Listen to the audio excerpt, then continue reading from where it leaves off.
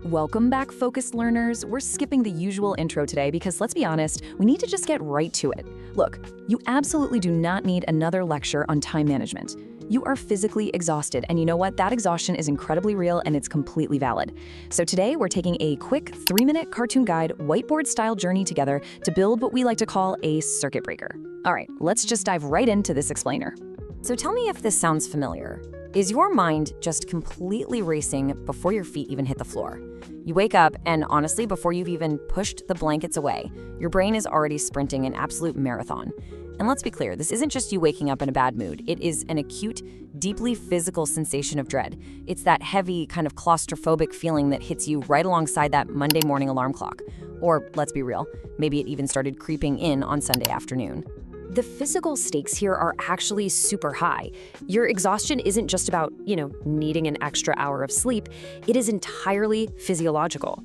When you wake up in this state, your brain is instantly, and honestly, so unfairly, linking one simple unread email directly to doing the math on your 30-year mortgage. And it's doing all of this before you've even had a single sip of coffee. So yeah, no wonder you're starting your entire week running on like a 10% mental battery. Section 1. The Monday morning dread. Okay, understanding this underlying mechanism is honestly half the battle. We casually call this the Sunday scaries, kind of treating it like it's just a flaw in our relaxation skills. But it's actually a stark biological timeline. See, your brain's threat detector, the amygdala, literally cannot tell the difference between a physical predator chasing you and a packed Monday inbox. So right around Sunday at noon, your HPA axis just activates. Boom. By 5 p.m., you are in a literal hormonal storm of cortisol and adrenaline, which of course completely ruins your sleep. Then, at 6 a.m. on Monday, you get hit with a massive surge of norepinephrine. Now, this is a highly stimulating hormone meant to keep you alive in a survival situation, not for calmly checking spreadsheets. You are physically waking up in the middle of a biological storm. Section 2. Your brain in fear mode. So what exactly happens to our thought process when we're suddenly flooded with all these survival chemicals? Well, the absolutely crucial point here is understanding the default mode network, or the DMN. When you are deeply exhausted and overwhelmed, your DMN basically goes into overdrive. It becomes hyperactive. Instead of letting you live in the present moment, this network traps you in this endless cycle of self-referential thought. You just start ruminating over past mistakes, and you begin anxiously anticipating all these future threats. You are essentially trapped in a highly exhausting mental loop that just drains away whatever tiny bit of cognitive resources you had left. The researchers actually refer to this specific state as lollipoping. Just picture a lollipop spinning faster and faster in your head. That is exactly what your anxious thoughts are doing right now. This constant spinning completely exhausts your cognitive resources and totally wrecks your ability to actually rest.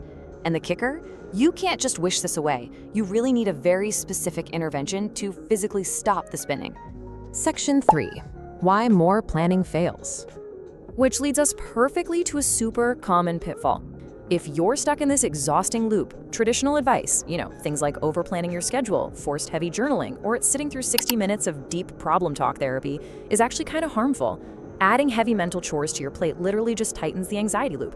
What actually works for severe burnout are totally frictionless micro steps. We're talking about a 3-minute clue finder, acting with simple curiosity, engaging in solution-focused observation. By doing this, you completely bypass all that internal resistance. Section 4. The psychological circuit breaker. We desperately need a way to literally cut the power to that spinning anxiety loop. We need a psychological circuit breaker. The sources here point directly to an amazing framework called solution-focused brief therapy, and right at the core of it is the famous miracle question. Listen to this closely. If you woke up tomorrow and your problem was solved, what would be different? By simply asking yourself this one question, you force your brain right out of that hyperactive default mode network, and you immediately engage your task-positive network. You stop searching for what's broken in your life, and you start visualizing a concrete positive reality. The mechanics of this are honestly incredibly simple. It takes about 3 minutes a day. Step 1, you just act as a curious observer of your own life.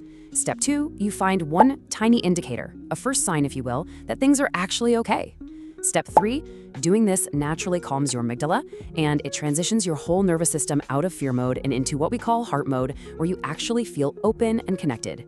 It collapses that claustrophobic mental loop almost instantly. Section 5. Finding your first sign. So, what does it actually look like to find a first sign on a super busy Monday morning?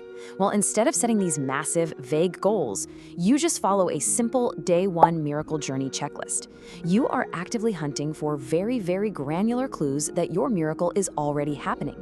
You're keeping an eye out for sensory clues, emotional clues, relational clues, and action clues. This is how incredibly simple it is to spot real evidence of positive momentum, all without demanding intense mental effort from a battery that's already completely drained. Let's get really specific here, because your clues should be truly microscopic. It's simply noticing your tensed shoulders physically dropping a fraction of an inch. It's actually tasting your morning coffee instead of just, gulping it down while staring at your phone. It's noticing slightly brighter colors, or maybe spotting a single tiny act of kindness during your morning commute. Focusing on these highly specific micro-behavioral signs sends an immediate signal of safety right to your amygdala. It restores your sense of agency step by step. Section 6. Get unstuck today. Okay, so now you know the underlying biology of the Monday dread, and you know the solution-focused mechanism you need to break that loop. To actually implement this consistently, without adding any extra friction to your life, you need to click the link on our bio to grab the 4-week Miracle Clue Finder Kit Finder over on Etsy. It's an entire system built by clinical professionals designed specifically to deliver this solution-focused framework without any of the heavy lifting.